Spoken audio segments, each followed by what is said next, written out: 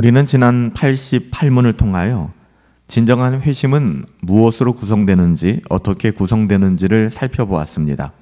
옛 자아, 옛 사람이 죽는 것이고 거듭난 새로운 사람이 사는 것이다 라고 말씀드렸는데, 오늘 89문은 더 자세히 묻고 있죠. 그렇다면 옛 자아, 옛 사람이 죽는다는 것은 어떤 의미입니까? 무슨 뜻입니까? 라고 묻고 있는데요. 이것은 진정으로 죄를 슬퍼하고 더더욱 죄를 미워하며 혐오하고 피하는 것입니다.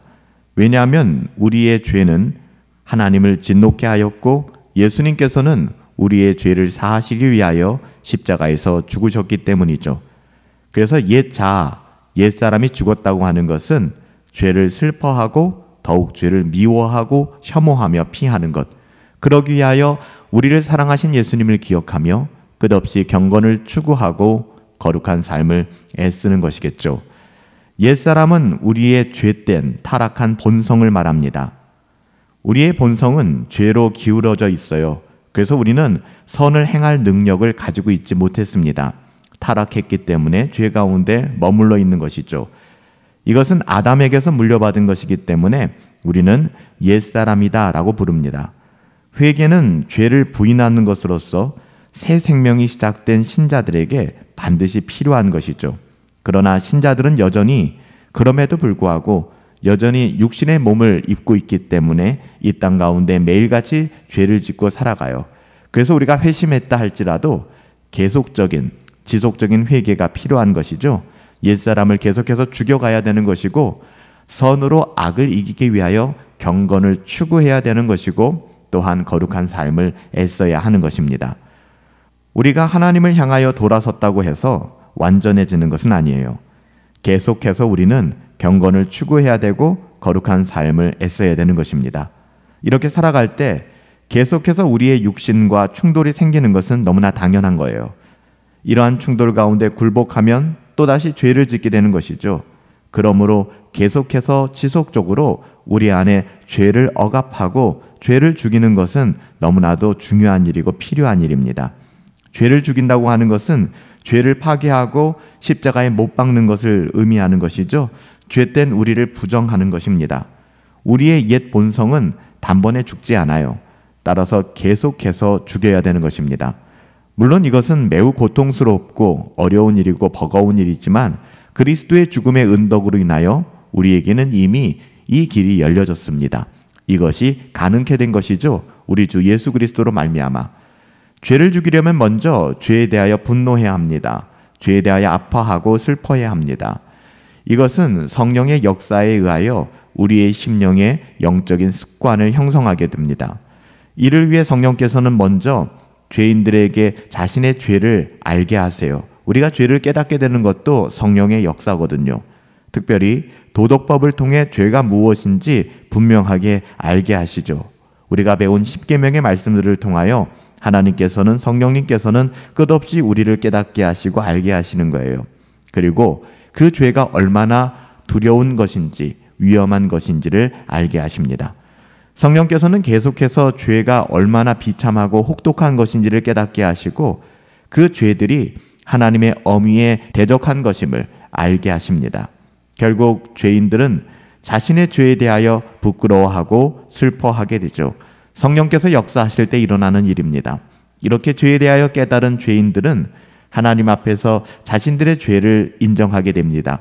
이 또한 하나님의 은혜 가운데 있는 사람들의 모습이겠죠. 그렇지 않은 사람들은 죄에 대하여 불편하게 생각할 것이고 자신의 어떠함을 변명하며 분노하게 될 것입니다. 죄를 깨달은 다음에 하나님의 자녀들, 하나님께서 택하신 사람들, 이 사람들은 곧 하나님의 은혜를 구하며 용서를 간구하게 되는 것입니다.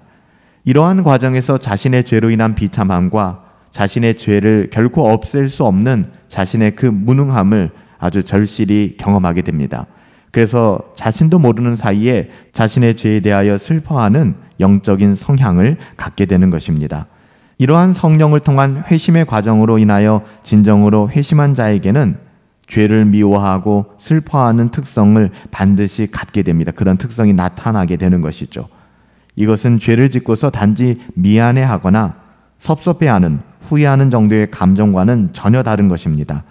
이렇게 죄를 미워하는 마음이 그를 죄로부터 떠나게 만드는 거예요. 죄를 죽이는 것은 죄를 더욱더 미워하고 피하는 것입니다.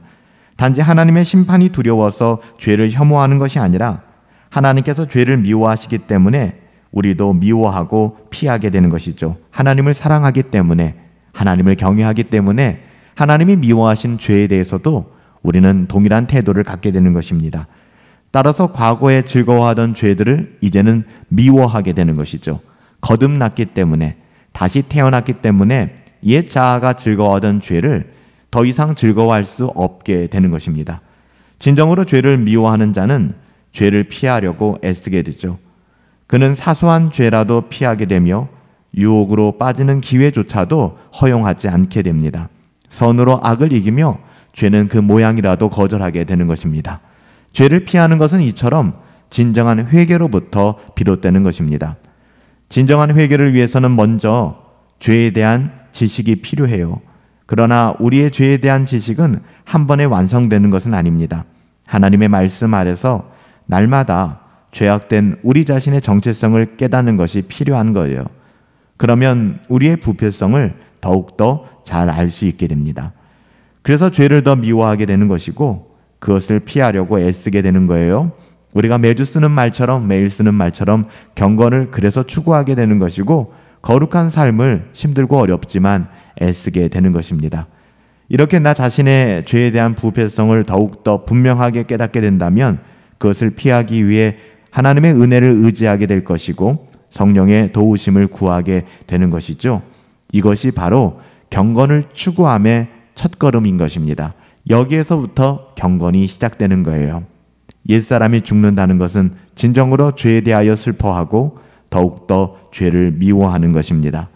왜냐하면 그 죄라고 하는 것은 하나님을 진노케 만드는 것이며 하나님이 미워하는 것이고 예수님께서 우리의 죄를 사하시기 위하여 십자가에서 죽으셨기 때문이에요. 살아계신 아버지 하나님, 옛사람을 십자가에 못 박고 옛사람을 부인하고 거듭난 하나님의 자녀로서 새로운 사람으로서 아담과의 모든 연결고리를 끊어버리고 예수 그리스도 안에서 새로운 인생을 살아갈 수 있게 되길 원합니다. 우리는 연약하기 때문에 하나님께서 우리에게 허락하신 은혜의 방편들을 통하여 경건을 추구하고 거룩한 삶을 애씀으로 우리는 연약하지만 믿음을 가지고 살아갈 수 있게 되길 원합니다. 주의 은혜를 더하여 주시옵소서. 예수님의 이름으로 기도하옵나이다. 아멘.